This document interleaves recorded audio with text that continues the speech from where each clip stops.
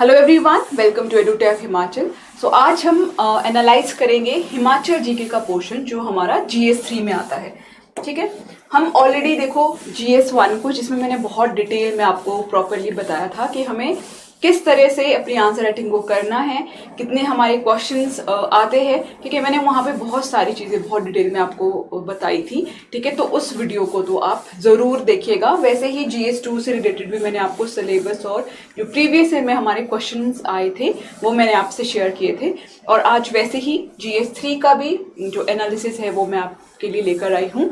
तो यहाँ पर इस वीडियो में आपकी क्या हेल्प होने वाली है कि आपका जो सिलेबस है और जो प्रीवियस ईयर में हिमाचल जीके से रिलेटेड जो क्वेश्चंस पूछे गए हैं हमारे, वो आपको यहाँ से डायरेक्ट देखने को मिलेंगे। वैसे ही आपको क्या काम करना है, जैसे मैंने GS1 GS2 में आपको बताया था कि आपको इसके लिए भी एक सेपरेट नोटबुक बनानी है, खासकर जो न्यू स्टूडेंट्स होते हैं। ठीक है, जो तो ऑलरेडी एग्ज़ाम दे चुके हैं वो तो ऑलरेडी ये चीज़ें कर चुके होंगे। ठीक है, बट जो न्यू स्टूडेंट है जिसको अभी नहीं पता कि किस तरह से जो मेंस के एग्ज़ाम आते हैं या कौन सा सिलेबस है, किस तरह के क्वेश्चंस हैं, ठीक है, जिन्होंने अभी तैयारी करनी शुरू करी है, वो ज़रूर से जो ये वीडियोस जो मैंने बनाई हैं देखें। और क्योंकि ये आपको डेफिनेटली हेल्प करेगी कहीं ना कहीं।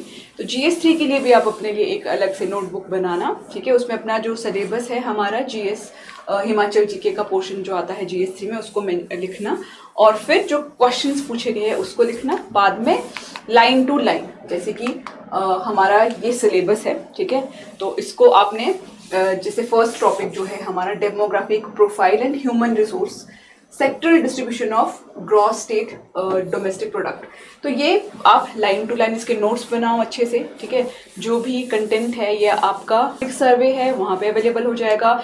ठीक है, और जो बजट है, ठीक है, बजट से भी आप कुछ डाटा उठा सकते हो। ठीक है, और अगर आपने इंडियन इकॉनमी जो है, ठीक है, इंडियन इकॉनमी भी आपने पढ़ी होगी, तो इंडियन इकॉनमी के कॉन्सेप्ट को यूज़ करके आप जो एग्जाम्पल है वो इकोनॉमिक सर्वे और बजट से उठा सकते हो।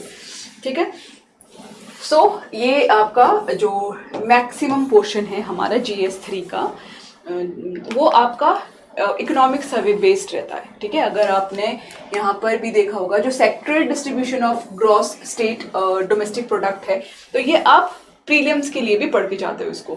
ठीक है, एग्रीकल्चर एंड अलाइड जो एक्टिविटीज़ है ये सब आप किसके लिए, प्रीलिम्स के लिए भी पढ़ के जाते हो, जो हमारा चैप्टर नंबर 7 है इकोनॉमिक सर्वे का। ठीक है, और जो ये है हिमसमान हो गया, या फिर आपकी जो हिमाचल प्रदेश की जो इनिशिएटिव्स है, ठीक है, तो ये सब आपका रिलेट करता है प्रीलिम्स से भी, और यही आपको हेल्प करने वाला है मेंस में भी। तो इसीलिए जो GS3 है, GS3 एक ऐसा प्लस मार्क्स भी आ सकते हैं। ठीक है, 100+ तो अगर आपने रिजल्ट आप देखते हो, रिजल्ट को एनालाइज करते हो, तो आपने देखा होगा कि बहुत सारे बच्चों के जो नंबर है वो 100+ आए हुए इस पेपर में GS3 में। ठीक है, तो 120 भी गए हैं, तो इट मीन्स कि ये ऐसा पेपर है जहाँ पर आप मैक्सिमम नंबर को फैच कर सकते हो। तो इसीलिए ये है, क्योंकि जितना ज़्यादा प्रैक्टिस करोगे, क्योंकि ये पेपर आपको नंबर देगा। ठीक है, और अगर आपके नंबर अच्छे आएंगे तो डेफिनेटली जो आपका नाम है वो मेरिट में भी ऊपर आएगा। सो और ये वाला जो पोर्शन है इसमें ज़्यादा आपको पढ़ने की भी ज़रूरत नहीं पड़ती है, क्योंकि अगर आपने GS1 को जैसे मैंने बताया था कि ये वाला पोर्शन आप वहाँ पे भी देखोगे, वहाँ पे भी टूरिज्म पॉलिसी से रिलेटेड चीज़ें गिवन है।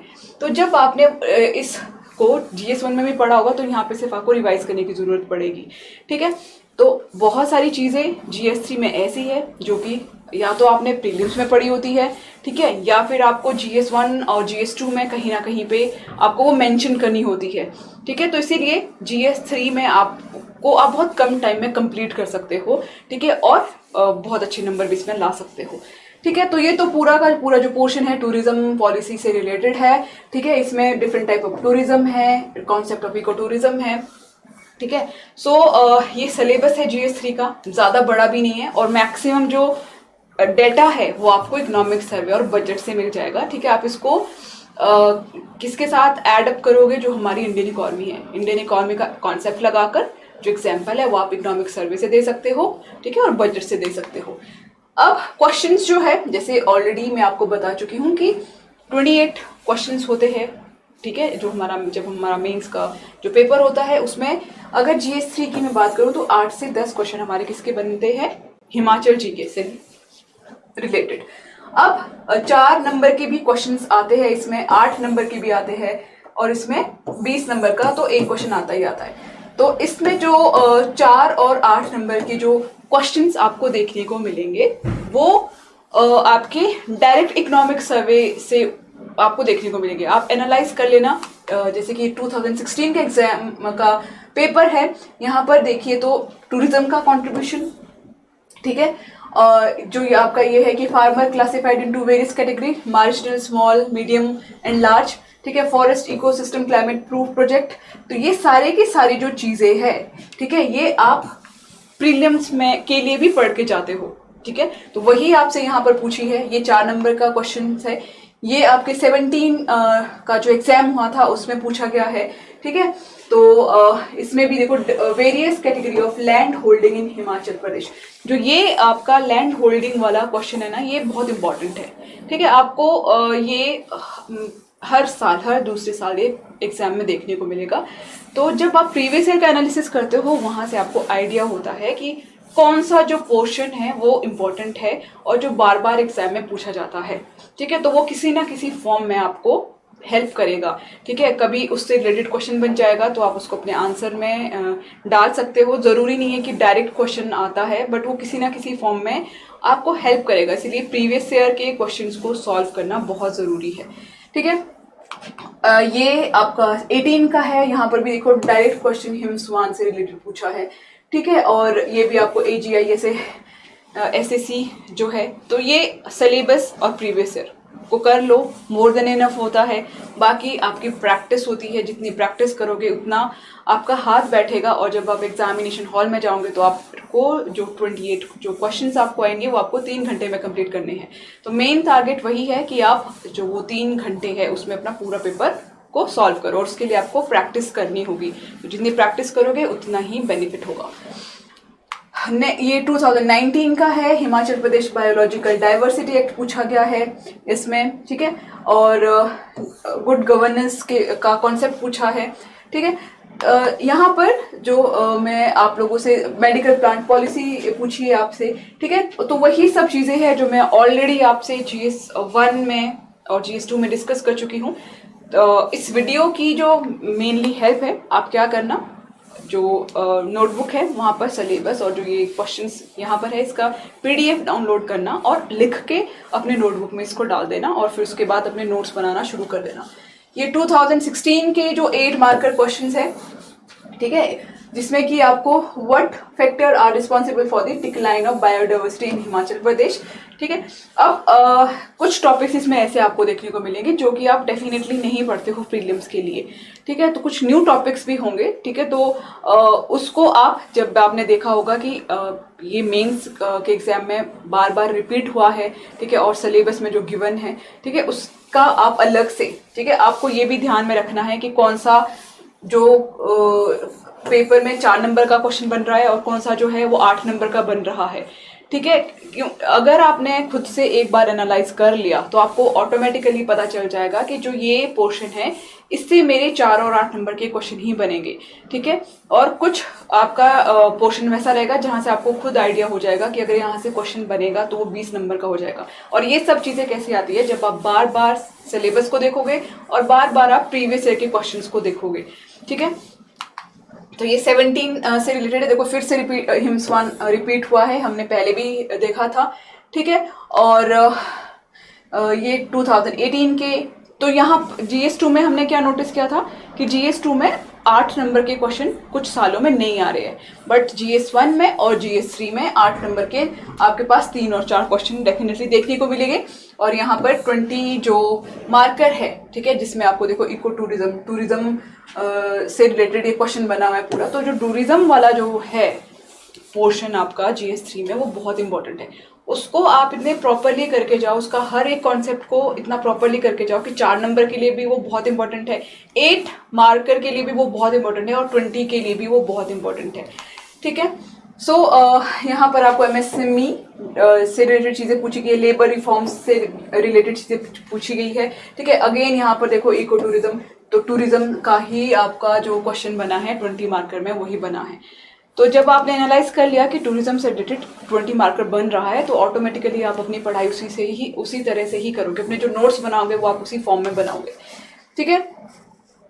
ये भी 2020 का है, जहाँ पे अगेन टूरिज्म पॉलिसी के बारे में पूछा है, ठीक है। तो देखो, एनालाइज करने से ये बेनिफिट होता है कि आपको एक आइडिया हो जाता है कि आपको जो मैं टॉपिक पढ़ रहा हूँ कि वो कितना रेलेवेंट है, ठीक है।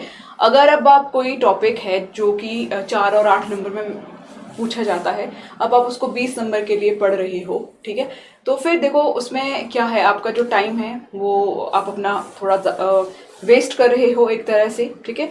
तो एनालाइज करना बहुत ज़रूरी है। ये नहीं कि बस कुछ नहीं देखा, ना सिलेबस देखा, ना प्रीवियस ईयर के क्वेश्चंस देखे और पढ़ना शुरू कर दिया, तो उस पढ़ाई का ज़्यादा फायदा नहीं होता है, ठीक है। सो ये क्वेश्चंस है, अगेन बोल रही हूँ कि आपके लिए इसका यही बेनिफिट है, क्योंकि जो चीज़ें हैं कि आपको किस तरह से प्रैक्टिस करनी होती है, किस तरह के इंडिकेटिव आंसर्स है, वो मैंने आपको ऑलरेडी GS1 में बताए थे, GS2 में बताए थे। उन वीडियोस को ज़रूर देखना, अगर आपने वो नहीं देखी है तो उन वीडियोस को ज़रूर देखना।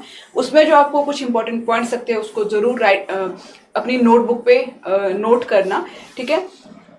और इस वीडियो से आपको ये बेनिफिट है कि आप अपनी नोटबुक में जो प्रीवियस ईयर के ये क्वेश्चंस है और जो सिलेबस है उसको लिखना, ठीक है, क्योंकि आपका जो टाइम है वो सेव हो जाएगा, आपको नेट पे जाने की ज़रूरत नहीं पड़ेगी, ठीक है। सो ये आपको एक हेल्प है।